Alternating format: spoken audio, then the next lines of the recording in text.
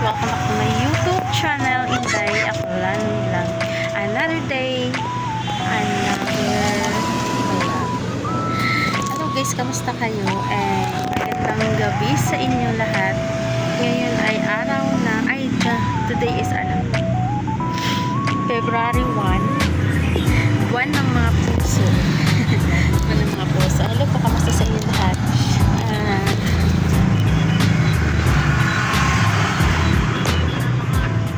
Ayan guys, update ko lang ang aking tindahan na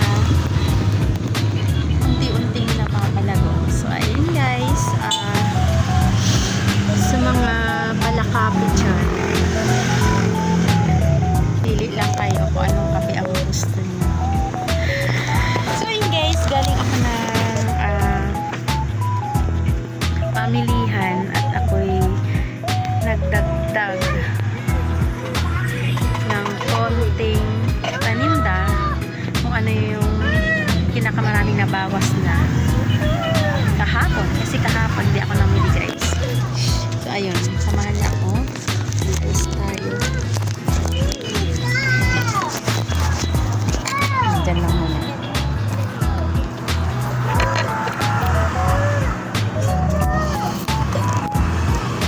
So ayun guys, sa mga nagtatanong sa mga kasari dyan, kasari-sari store,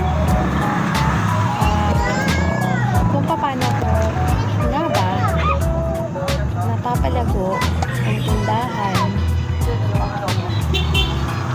sa loob ng isang buwan. Pero alam nyo guys, mahabang araw, mahabang oras, and mahabang panahon na ang isang buwan kasi dati-rati. Ano yun? Saan dyan? Ito? Yung tagpa 5?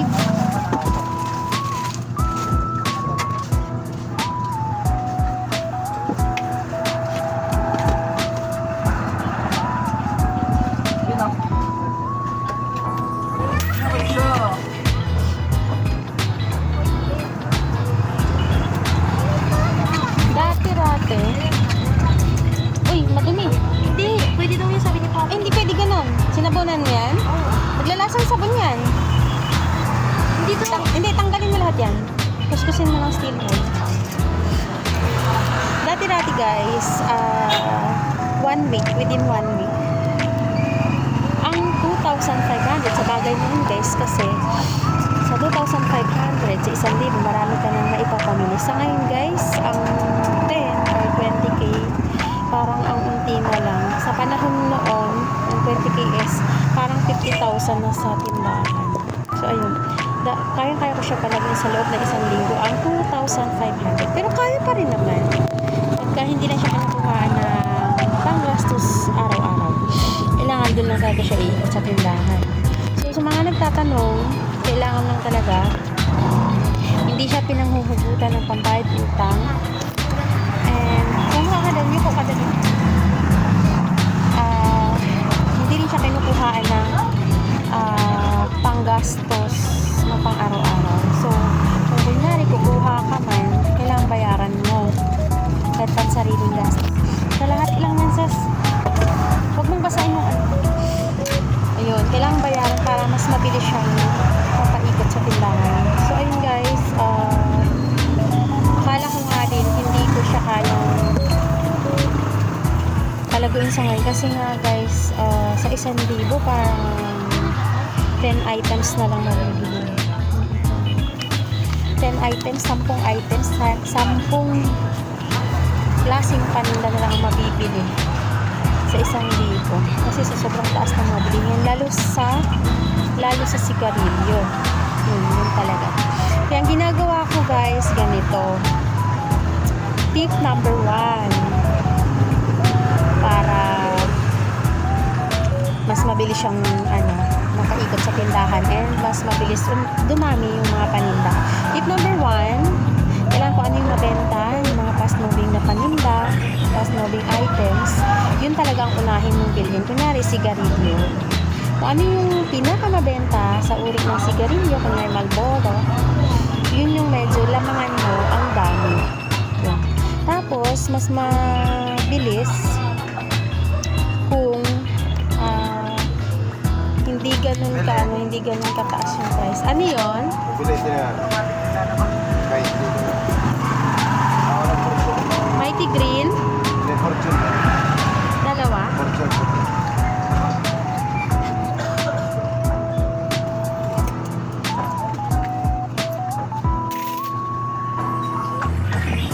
Yun. Tapos, ang ginagawa ko guys, kaso sakripisyo talaga. Kasi, ang asawa ko is every other day or kada dalawang araw umuwi. Kasi nag-grab siya. So, ang ginagawa ko, umaga hapon ako namimili. Makabenta ako ng 1K bago mag 7 or 6 in the evening. Umaga namili ako, hapon before 7 in the evening, mamimili na naman ako guys. So, parang hindi ko iniinda yung pamasahe.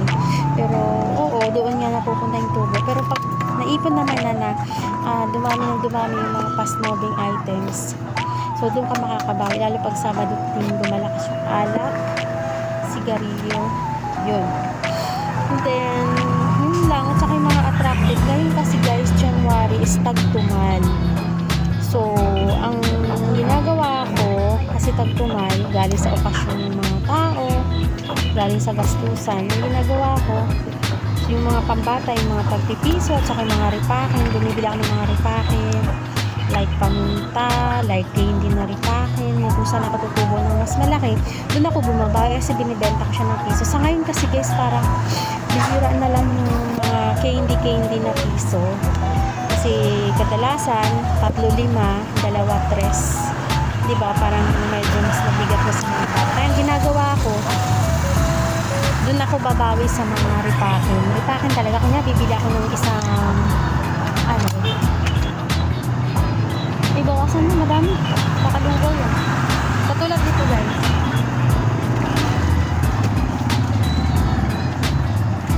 Katulad dito guys. Candy XO. Bawasan na pa konti. Ang laman niya guys is 420. Ayan. 420 pieces. XO. Ayan. Ang halaga niya is 298. So, diba? Pwede mo siya benta ng piso isa. Punasan na yung tutal. Tapos, bumibili ako ng ganyan. Ganyan karami. Ito rin guys, oh. Ito ay White Rabbit, 420 din. Tapos ang halaga niya is 310. So, bawit pa rin, diba? Meron ka pang 190 na tubo. So, pwede ko siya benta ng piso. Pero kung doon ka bibili kay sa 50 pieces, pero ang halaga niya is 46. So, wala kang tubo, 4 pesos. Talagang ibebenta mo siya ng 3-5. Yun. Pwede ko rin po guys i-repack. Ginagawa ko. Sample nga ate. Dalawa.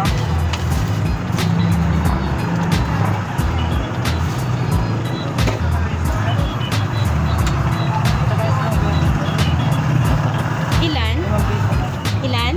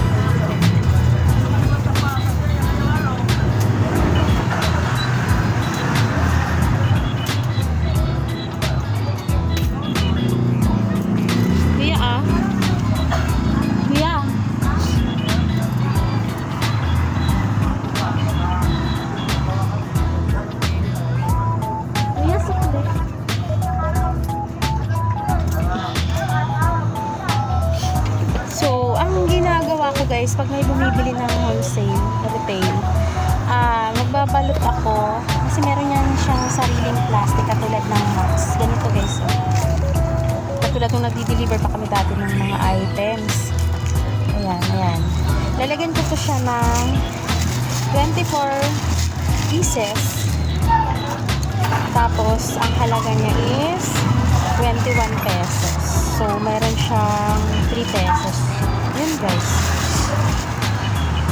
Para kahit paano meron siyang tubo. At kasi ganun din guys ganun din pag sa 50 pieces, diba? Nasa 46 pesos. So, 4 lang ang tubo. So, ayun guys, discarte lang talaga sa panahon ng pagmahal at pagtumal. So, ayun, yun ang ginagawa ko guys. And then, ano pa ba? Tip number 3. Kailangan huwag ipagkatiwala kahit kahit anak mo, kung alam mo medyo nangungupit. Kasi nga guys, hindi mo mapapaikot ang tindahan. Kailangan talaga sa pagtitinda meron kang presence of mind, tsaka yung tawag doon, yung pagtuunan mo talaga siya ng pansin. So, ayun. Yun lang. And then, kailangan huwag maging bugnutin or huwag maging irritable pa sa mga customer ng pasaway. May mga pasaway talagang customer guys. So kaya mahaba yung pasensya mo and lagi mong iisipin na mahalaga yung business. Mahalaga yung business mo. Kaya mo ginagawa to kasi meron kang goal. Yun. So ayun guys. Yun lang naman. And kung talagang sabi ko nga, kung gamay mo talaga ang pagbi-business katulad nito, kahit napakaliit ng tubo, pag nasa puso mo talaga, hindi mo iindahin yung hirap, pagod, sakripisyo. Yun. Pero kung kahit anong dali ng trabaho, kung wala naman sa loob mo or hindi siya sa'yo, wala sa puso mo ang isang bagay ng business, wala talaga yun guys. Hindi mo siya kayang palaguin, hindi mo makakamit kung anong hangarin mo, and syempre hindi matutupad yung mga pangarap mo. Yun. Yun lang guys. And thankful pala ako kay Grab kasi yung asawa ko nang hit niya yung lang guys. Ano yun? May gel po. Meron. Isa po.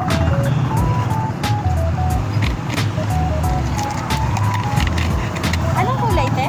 Kahit ano po, yung pink po.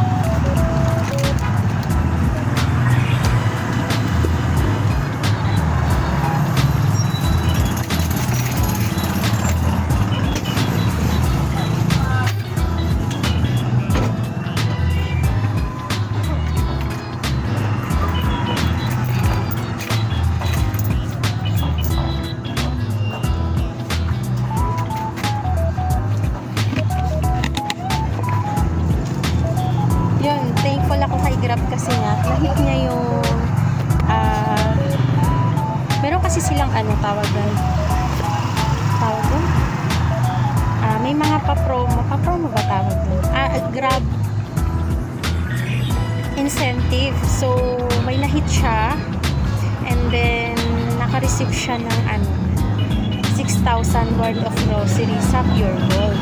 So, yun guys, mas okay kasi dinagdag ko siya sa tindahan namin. So, mas napalago ko siya ng gusto. And then, tinutukan ko kung ano yung fast moving na mga paninda. Yun talaga yung dinamihan ko lalo nung December. And then, etong January na. Nung December kasi 2,000 yung nakuha niya worth of groceries sa Pure Gold lang yun. Naka-claim. Excuse me. And then, ngayon, etong January, ang 4,000. Ayun guys, thank you kay Grab. So ayun, and sana ay sa mga Grab member, sana ay makasaya katulad namin na nabiyayaan ng ganung pagkakataon ayun, maraming salamat and sana ay tuloy-tuloy lang tayo sa panahon ng taghirap. Huwag mawala ng pag-asa at laging manalangin. So and guys, maraming salamat and sana patuloy kayo sumuporta sa aking YouTube channel, Inday Aklaning Vlog. And abangan niyo po ang aking mga susunod na vlog and soon magla-live po ako. Maraming salamat. See you our next live. See you our next vlog. Maraming salamat. Bye-bye and God bless.